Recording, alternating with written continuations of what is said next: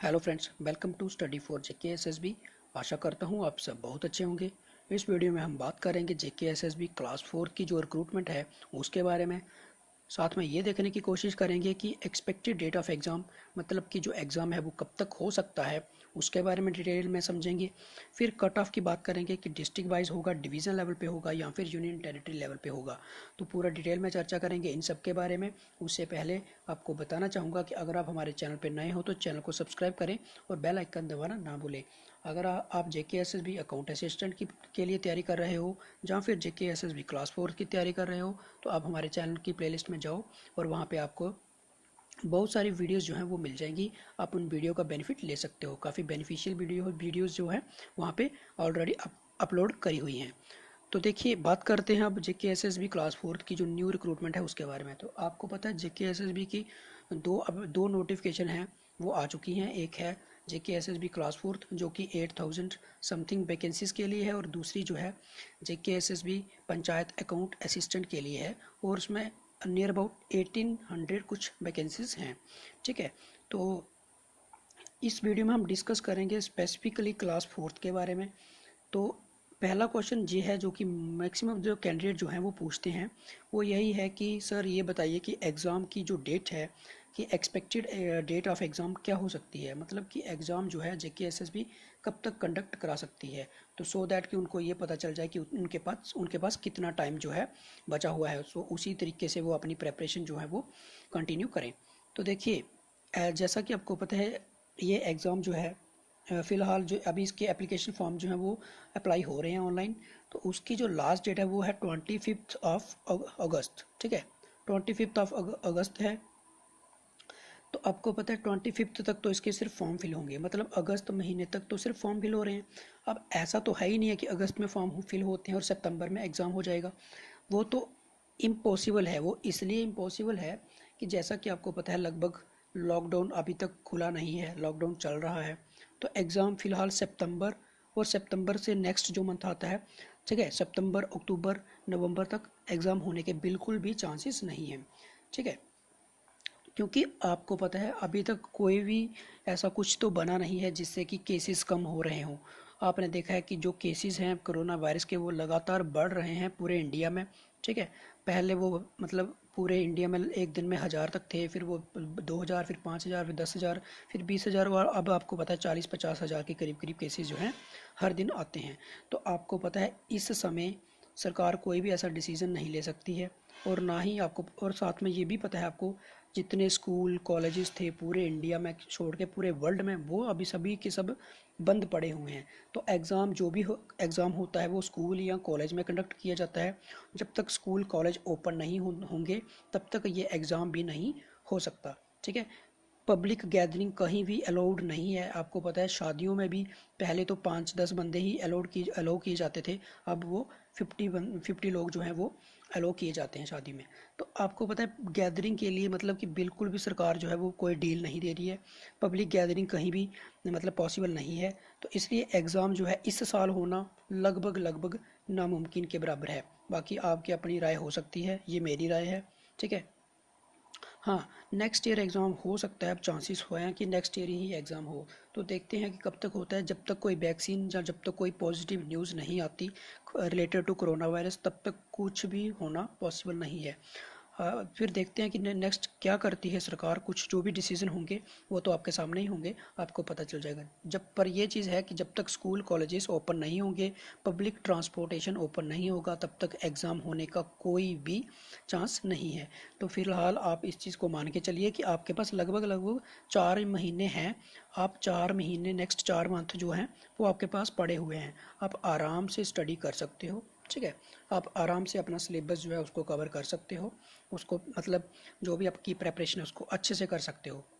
आपके लिए ही बेनिफिट है इस चीज़ का। जितना थोड़ा एग्ज़ाम जो है जितना लेट होगा, अगर 4 महीने से या 5 महीने लग सकते हैं, तो वो आपके लिए बेनिफिट की बात है, क्योंकि उससे क्या होगा, आप अपनी तैयारी और अच्छे से कर लीजिए। अगर एग्ज़ाम मान लीजिए एग्ज़ाम नेक्स्ट मंथ आ जाता है, ठीक है, अगस्त और सितंबर में मान लीजिए कि एग्ज़ाम आ जाता है, तो कुछ कैंडिडेट ऐसे होंगे जिन्होंने सिर्फ 1-2 सेक्शन ही कवर करी होंगी अपने सिलेबस की, तो उनके लिए थोड़ा मुश्किल हो जाएगा। ओवरऑल अगर हम इस चीज़ का बेनिफिट ले सकते हैं तो वो यही है कि आप स्टडी पे फोकस करें, आप अपनी जो स्टडी है उसको कंटिन्यू रखें, और आपके पास जो जितना ज़्यादा टाइम आपको मिलेगा आप उसका उतना ही ज़्यादा बेनिफिट ले सकते हैं। सेकंड थिंग ये आती है फिर, अब देखिए एग्ज़ाम का जो एक्सपेक्टेड कोई डेट है वो तो मैं बता नहीं सकता, पर फिर भी ये है कि मान के चलिए कि नेक्स्ट ईयर ही होगा, ठीक है, नेक्स्ट ईयर तक ही होगा एग्ज़ाम, जो भी होगा वो आपका नेक्स्ट ईयर ही होने वाला है, ठीक है। नेक्स्ट ईयर आपका एग्ज़ाम हो सकता है, अब मे भी वो जनवरी में हो, फेब्रुअरी में हो या मार्च में हो, वो कहना मुश्किल है अभी, ठीक है, वो कहना अभी फ़िलहाल पॉसिबल नहीं है, क्योंकि जब तक कोई वैक्सीन नहीं बन जाती फ़िलहाल एग्ज़ाम होने इम्पॉसिबल हैं। आपको पता है छोटे छोटे जो मतलब कि इतने सारे एग्ज़ाम्स हैं, इतने यूपीएससी इतना बड़ा एग्ज़ाम है वो पोस्टपोन हो गया है, तो फिर ये जेके से भी क्या चीज़ है उसके सामने। तो फिर बात कर लेते हैं इसकी कट ऑफ की। तो कट ऑफ देखिए, जब इसका जो ये जो एग्ज़ाम होगा उसके बाद आपकी एक लिस्ट बनाई जाएगी प्रोविज़नल कैंडिडेट्स, जैसे कि मान लीजिए 8,000 प्लस वैकेंसीज़ हैं, तो वो नियर अबाउट उसका डबल कैंडिडेट जो है उनकी एक लिस्ट प्रिपेयर करेंगे, उनको वो क्या करेंगे डॉक्यूमेंट वेरिफिकेशन के लिए बुलाएंगे। तो फिर आपसे प्रेफरेंसेस एक फॉर्म होगा, वो आपसे वो उसमें प्रेफरेंसेस दी होंगी, वो आपसे प्रेफरेंसेस टिक करवाएंगे कि आप कौन से डिस्ट्रिक्ट में करना चाहते हो, कौन से डिवीज़न में करना चाहते हो। और यूटी का तो चलो वो यूटी का ये पूछेंगे कि आप यूटी के लिए मतलब कि अप्लाई करना चाहते हो कि नहीं करना चाहते हो। अगर करना चाहते हो तो आप वहाँ पे टिक करोगे, तो वो 3 फॉर्म जो होंगे वो आपको फिलअप कर रहे होंगे, ठीक है। तो आप तीनों कर सकते हो, उसमें कोई वो नहीं है, ठीक है, कोई टेंशन वाली बात नहीं। आप तीनों को टिक कर दीजिए, आपका जहाँ नंबर आएगा आप वहाँ पे जॉब जो है कर सकते हो। जैसे कि मान लीजिए आप किसी डिस्ट्रिक्ट से हो तो आप अपनी डिस्ट्रिक्ट को करोगे। ये है कि जब आप इंटर डिस्ट्रिक्ट की अप्लाई करोगे तो आपके वो जो 10 मार्क्स हैं वो आपको नहीं मिलेंगे, तो इसलिए आपका कंपटीशन थोड़ा टफ हो जाएगा वहाँ पे, ठीक है। तो आप यही है कि आप जब अपनी डिस्ट्रिक्ट में करोगे तो आपको 10 मार्क्स मिल जाएंगे, आपके लिए वहाँ पर सर्वाइव करना थोड़ा पॉसिबल हो जाएगा, ठीक है। तो इसका जो कट ऑफ होंगे वो 3 कट ऑफ होंगे, ठीक है। यूटी लेवल पे एक अलग कट ऑफ बनेगा, ठीक।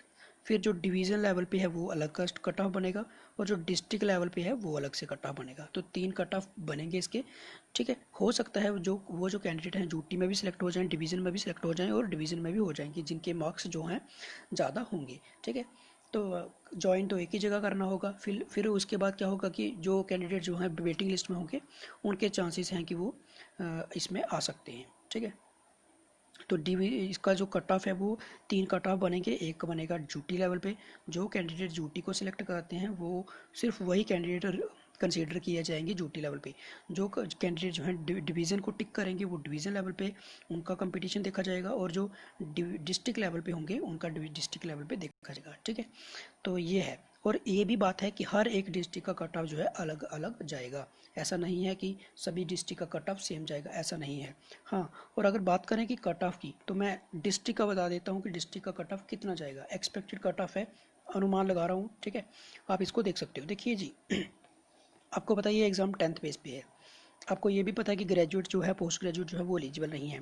तो मतलब पोस्ट ग्रेजुएट और ग्रेजुएट जब एलिजिबल नहीं होंगे तो मतलब ये है कि 80% जो है 80% कंपटीशन खत्म हो गया जब ग्रेजुएट अप्लाई नहीं करेंगे, ठीक है। 80% खत्म हो गया। अब आपको पता है कि जब जेके पी का एग्ज़ाम होता है 10th लेवल पे, उसका कट ऑफ कितना जाता है, उसका कट ऑफ यही जाता है 60 to 65, ठीक है। उसका कट ऑफ जो होता है वो 60 to 65 जाता है। वो भी 10th लेवल पे एग्ज़ाम होता है।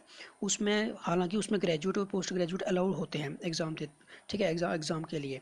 पर इतने ज़्यादा जो इंटेलिजेंट लोग हैं, जो इतने ज़्यादा जो कैंडिडेट हैं वो वाली एग्ज़ाम में जाते नहीं, वो एग्ज़ाम देते नहीं हैं जेकेपी का, ठीक है।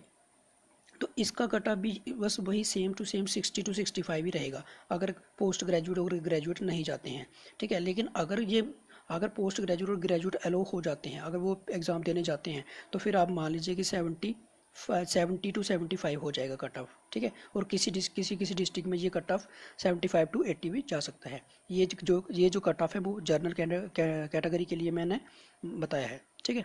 तो ये कुछ डाउट्स थे जो बच्चों के माइंड में आ रहे थे, जो बार बार मुझे कमेंट कर रहे थे, तो मैंने सोचा क्यों ना एक वीडियो बनाया जाए और आपकी मदद हो जाए, आपको समझ आ जाए कि ये एक्सपेक्टेड डेट ऑफ एग्ज़ाम क्या हो सकती है और कट ऑफ क्या हो सकता है। तो देखिए आपके पास सफिशिएंट टाइम है, आप उसको यूटिलाइज़ कीजिए, आराम से स्टडी करिए, परेशान मत होइए।